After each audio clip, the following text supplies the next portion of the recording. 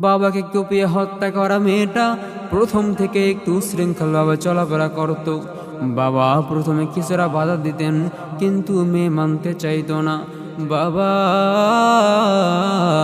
আব্দুল সাত্তার ভাবতেন, থাক, মেয়ে তো এখন অনেক বড় হয়েছে, এখন আর কিছু না বলি। এর কিছুদিন পরেই বাবা খেয়াল করেন তার মেয়ে তার আরো দুই বান্ধবীকে তাদের সাভারের ফ্ল্যাট বাসায় সাবলেট থাকার জন্য নিয়ে আসে। আব্দুল সাত্তার প্রথমে কিছু বলেননি, ভেবেছিলেন মেয়ের বান্ধবী হবে, হয়তো বাসায় থাকা কোনো সমস্যা নেই। আব্দুল সাত্তার তাদের জন্য রুম ছেড়ে দিয়ে নিজে কষ্ট করে ডাইনিং রুমে থাকতেন। মেয়ের বান্ধবীরা ডাইনিং রুমে থাকবেই, এতে মেয়ের মান ইজ্জত নষ্ট হবে, সম্মান নষ্ট হবে। তাই বাবা নিজেই মেয়ের জন্য সে ডাইনিং রুমে থাকতেন, তার নিজের রুম ছেড়ে দিয়ে। মেয়েটাকে অনেক আদর করতেন, তাই মেয়ের কষ্ট সইতে পারতেন না। তার কিছুদিন পর বাবা লক্ষ্য করেন মেয়ে সহ তার ওই দুই বান্ধবী মিলে নেশায় আক্রান্ত হচ্ছে, উগ্র আচরণ করছে। এটা দেখার পর বাবা অনেক কষ্ট পাইলেন। বাবা মেয়েকে বললেন, এই নেশা তুমি ছেড়ে দাও, এসব আর করিও না। সাথে মেয়ের যে বান্ধবী দুইজন সাবলেট বাসায় থাকে তাদেরকে চলে যেতে বললেন। বাবা বান্ধবীদেরকে বাসা ছেড়ে যেতে বলায় মেয়ে অনেক রাগ হয়ে যায়, কথা কাটাকাটি হয়। এমনকি মেয়ে এক পর্যায়ে বাবার গায়ে হাত তুলতে থাকে। বাবা কি করবেন বুঝতে না পারে এক পর্যায়ে বাবা থানায় গিয়েছিলেন, মেয়ের নামে জিডি করেছিলেন, কিন্তু মেয়ে কোনোভাবেই এর উন্নতি ঘটে না। দিন দিন মেয়ে আরো খারাপ হয়ে যাচ্ছে, আরো উগ্র হয়ে যাচ্ছে। বাবা আব্দুল সাত্তারও সীমাহীন কষ্ট নিয়ে ডাইনিং রুমে থেকে দিন পার করতেছেন।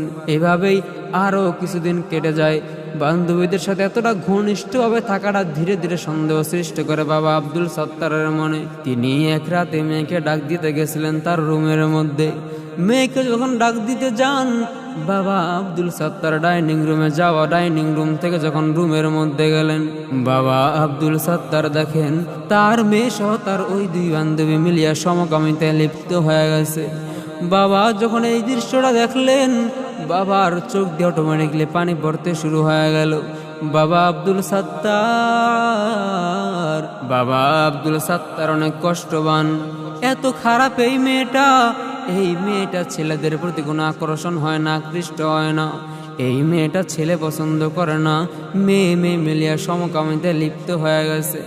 বাবা এত কষ্ট পাইলেন, বাবা মেয়েকে ডাক দিয়া বলে, হে আমার মেয়ে, ইমিডিয়েটলি তোমার যে বান্ধবী আছে ওদেরকে চলে যেতে বলো। বাবা যখন এই কথা বললেন, ওই তার মেয়ে অনেক রাগ হয়ে গেল। বাবা আর তার মধ্যে অনেক কথা কাটাকাটি হইল। বাবা এক পর্যায়ে তার আশেপাশের বন্ধু বান্ধবদেরকে জিজ্ঞেস করলেন, হেল্প চাইলেন। তার আশেপাশে যে বন্ধু বান্ধব কেউ তার হেল্প করলো না, কেউ তার সহযোগিতা করলো না। অন্যদিকে মেয়ে বুঝতে পারলো তার সমকামিতা এবং তার নেশাক্রান্ত হওয়াটা তার বাবা সইতে পারেন নাই, এবং ভবিষ্যতে তার বাবা তার বাধা হয়ে দাঁড়াবে। এই কথা যখন মেয়ে জানলো, মেয়েটা প্ল্যানিং করতে শুরু করলো। মেয়েটা তার বান্ধবীদের সাথে প্ল্যানিং করিয়া মেয়েটা সেই প্ল্যানিং মোতাবেক রাত্রেবেলা বাবাকে ঘুমের ওষুধ খাওয়াইয়া, রাত যখন গভীর হয়ে যায়, ভোর যখন 4টা বেজে যায়, বাবা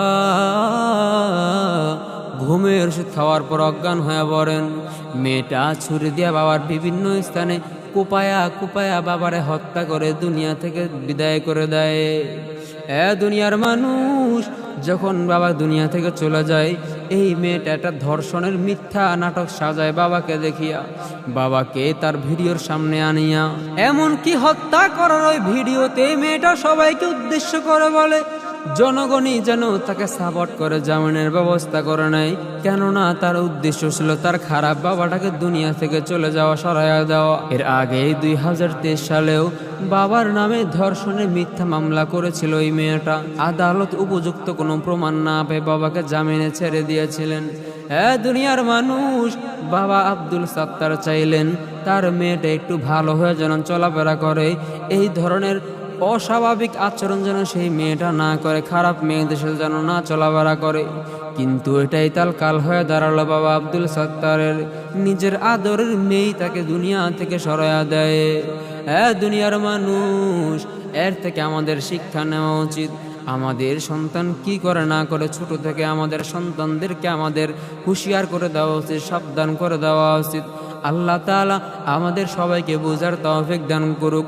আমাদের সকলের মেয়ে কিংবা ছেলে আমাদের নজরের বাহিরে যেন না যায়, সবাই খেয়াল রাখবেন। আল্লাহ তাআলা আমাদের বুঝার তৌফিক দান করুক। সবাই বলি আমিন।